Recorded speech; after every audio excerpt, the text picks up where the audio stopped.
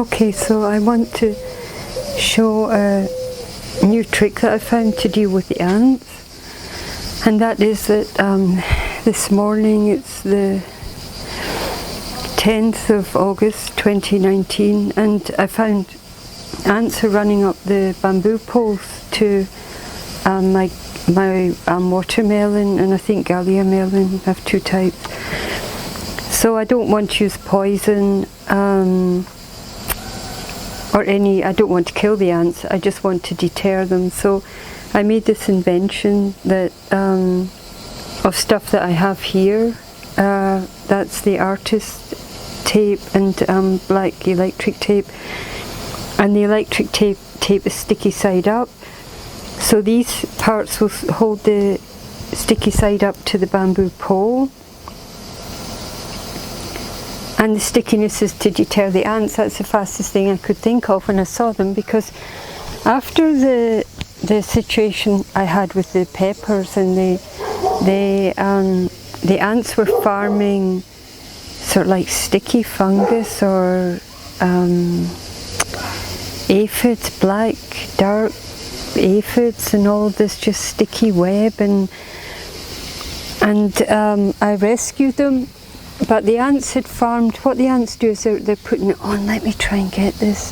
Haha, you see that's it stuck on, right? So the artist tape is holding the electrical tape sticky side up as a deterrent. I just thought okay, they're not going to go over a sticky thing. So I don't know where they've got their nests, but they've appeared. Man, oh, this is so frustrating. Anyway, they're appearing somehow from somewhere, and they're now going crazy because I put this up, and so far from what I see, I guess as long as it doesn't rain, I need to fix that again, but as long as it doesn't rain, I think it's clear they're pretty much not going to even attempt to. Well, before I did this, so I kind of have to show you the evidence that they're not going over that sticky side up electrical tape. And as soon as I saw them, I thought, oh no, because you just can't wait and take the chance. Of course they're probably interested in the melon flowers, but I sure as hell am not taking the chance that they're going to start their little farming expedition on my plants. I mean, they've got a whole wilderness around, so if they want to try and farm aphids and fungi and whatever else the sugars they produce or whatever on plants, on the leaves of plants, I'm not taking the chance that they destroy my melons. So I quickly got that idea, and this bamboo pole, because the bamboo pole's all part of the structure that the melons are growing up, and so yeah, that's a very vulnerable situation of how do you stop that invasion or the interest of the ants. And so there it is. I did a double layer on the bottom because I wanted to be twice as sure, because this year my melons are fantastic. I've got the watermelon is slower, yeah, I mean it is growing, but you know, I don't know, let's see what happens. But the Gallia melon, if I'm correct, I just always throw away the stickers, you know. It's going to be fantastic this year. Last year in 2018 I grew them along the ground. I thought that'd be a good idea. Well, I was testing it out on straw, but yeah, it didn't work. You have to, trellis is best. In Asia they grow them up string or wire or trellis, and they do fantastic, and they, for sure, the plants, I'm trying to find out, okay, what does the plant like to do, and yeah, for sure it likes to climb up a trellis.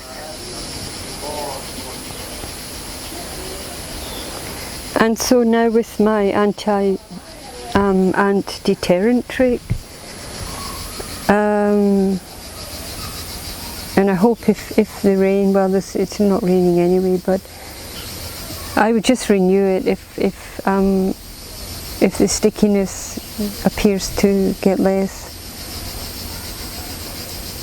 then I'll just renew it. But now I know I did 2 layers because I thought I want to make it clear. But up top, just to make sure that they don't find another way up, I'm going to put 1 layer that I've got on the table ready, and I can just put it anywhere. The beauty of that trick is you're not spraying anything, you're not killing anything, there are no toxins. I mean, I'm growing everything, no till, no dig, straw, no fertilizer, no organic fertilizer, just nature. Just in I was inspired by Masanobu Fukuoka, and I know nature has more reserve than anything that we can produce as humans, which we need nature to produce anyway. And so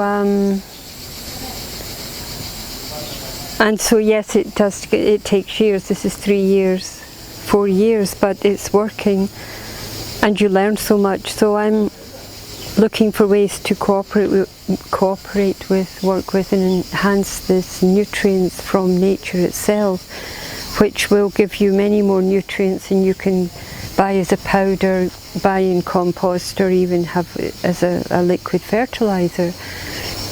And having this success, then in moves. See, nature is, we humans have to learn to naturally control our food growing environment, because then of course you create this amazing nutrient rich, nutrient dense food, ground and food source. And then of course, you know, as is the connectivity of all things and all dimensions of the planet, in come, for example, the ants. And this is a very simple solution, and now I'm going to get back to cutting off any more bamboo roadways that they're going to try and create to protect and make sure that they're not going to start farming some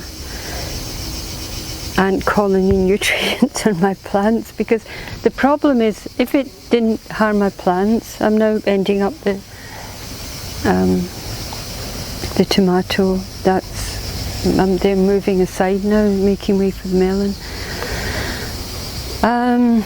Yeah, if it didn't do any harm, then I would leave them, but I found that the ants are incredibly opportunistic, and there's more of them than there are of me. And I ignored them in the past, and I paid the price, because later I didn't realise they were farming. Well, I did think they were farming aphids, but I didn't realise how toxic it is, and so I lost some plants in 2018.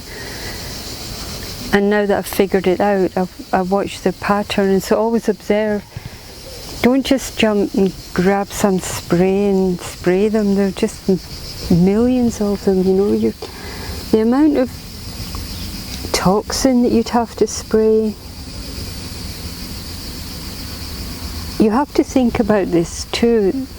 Can you imagine? I mean, they have probably more than one nest, and this incredible heat that is persisting in August. I mean, at 8 in the morning it was hot, but by 10 it was 30 degrees, and now it's hotter. They just thrive in this environment.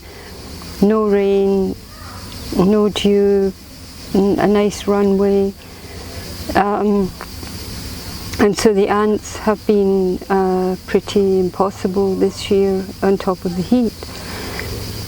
And how much, even if you tried to use natural organic sprays or oils, can you imagine spraying this every day? I mean, they're not going to give up, they're going to come back, you know. And then if you have to kill them, trying to kill them, you're not going to kill all these, you know. So you want to find the simplest and least offensive solution that will support your food garden and do the least damage to the rest of nature. And I'm growing organically, I'm growing naturally, and I don't want all these oils all over my plants, you know. I just want to have the best food without the highest cost.